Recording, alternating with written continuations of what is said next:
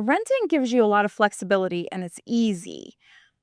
Owning builds wealth and comes with responsibilities. So which one makes sense for you right now? Today we're talking about owning versus renting with Tabitha. Thanks, Tabitha. Thanks for having me. Yes. Okay, so when does it make more sense to rent? Yeah, that's a good question. So there's a few reasons or situations or whatever that it would make more sense to rent than to buy, right? One of them is job uncertainty, or like if you know you're going to be relocating to another area, then you wouldn't necessarily want to buy because real estate is a long-term investment. It can take years to build up equity and um, to build up your equity in that financial asset, right? To build up the money.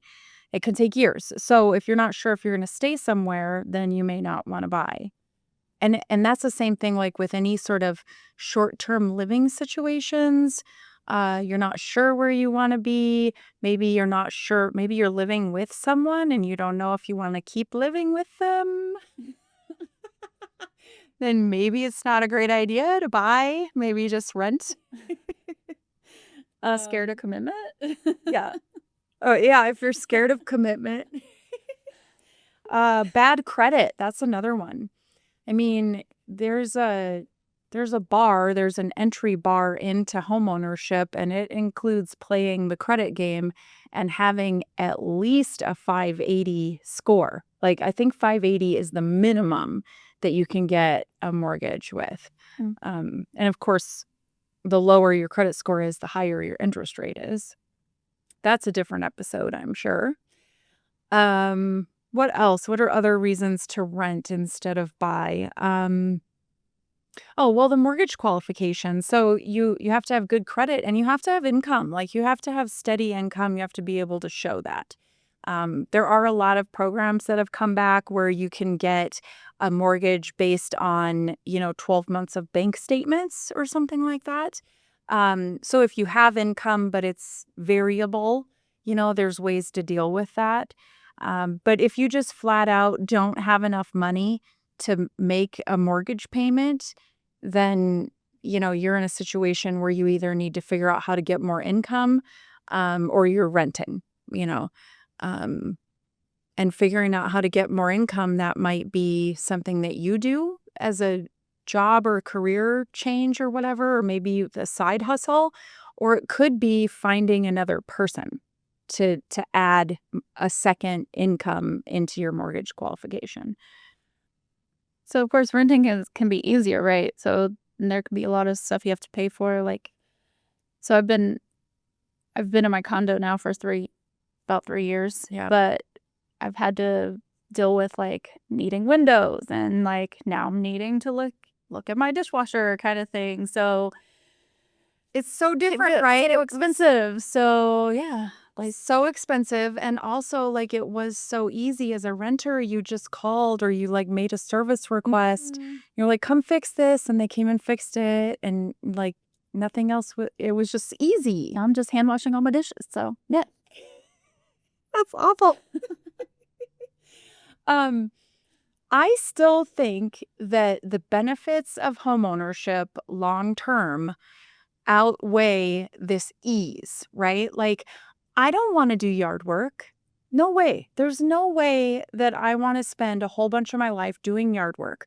And I'm also not super handy. So I'm not, if something breaks or if it needs a little tweak or something, I'm not really the person for that. That means I am hiring it out.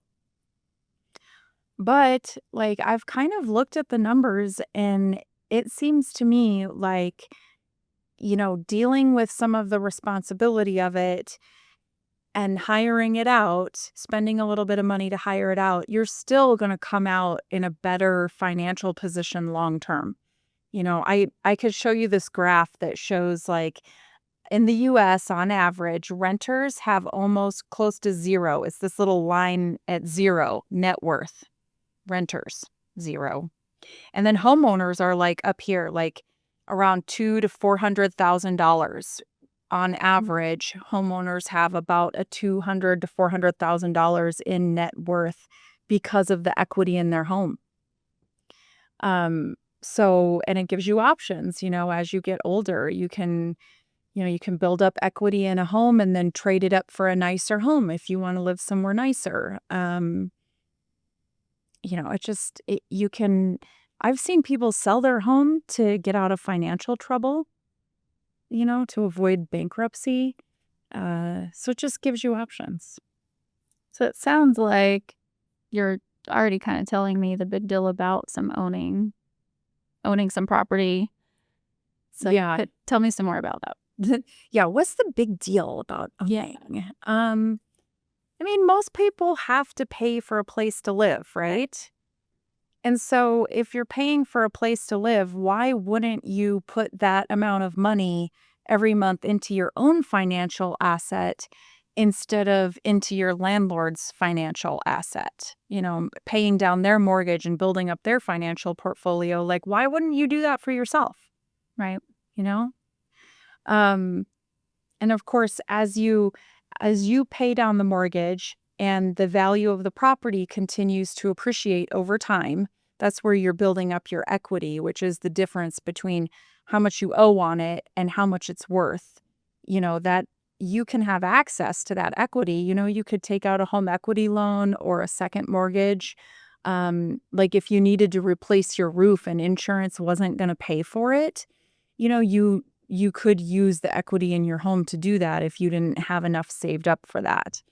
Or some people will take a loan out like that to, say, finish an unfinished basement or to renovate their kitchen and upgrade it, right? Those are great ways to spend the money that's in your home.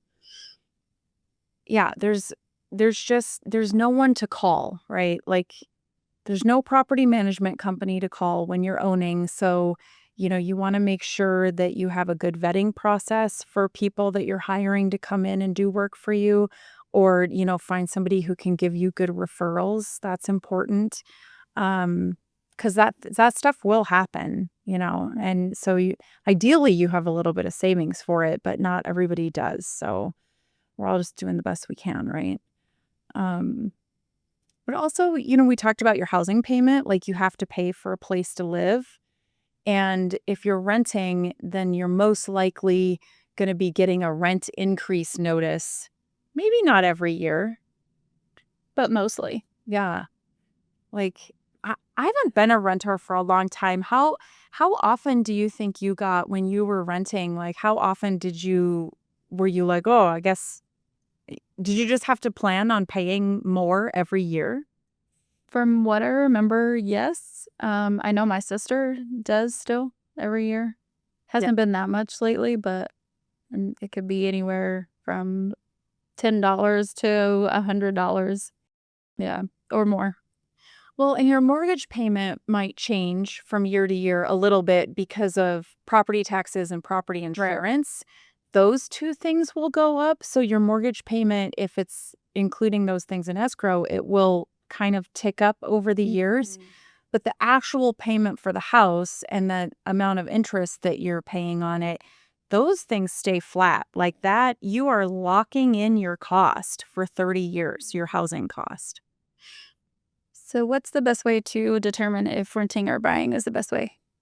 Yeah. I think everybody's situation is so different and there's so many factors that go into it. We mentioned credit scores, we mentioned income, we mentioned your, job situation, family situation, all these different things, right?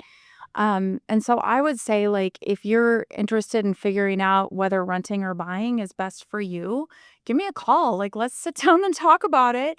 I'll help you make a list of pros and cons, like, and then we can decide together on next steps. Like, should we fill out the mortgage application and see what that looks like for you and then make a plan to home ownership from there? Or should we, or do we end up at this decision that like, well, right now is really the best, renting is working for you. Let's talk about buying again when X happens or next year or whatever it is. So yeah, I think everybody's situation is just so different and there's so many factors. I'd love to be a part of that conversation, right? To help people decide. For sure. Yeah. Well, thanks so much for being with us today, Tabitha, and talking about whether or not renting or owning is best for you. Thank you. Thanks for having me. Yeah. If you like this content and want to support the channel, don't forget to hit the like, subscribe, and alert bells before you go.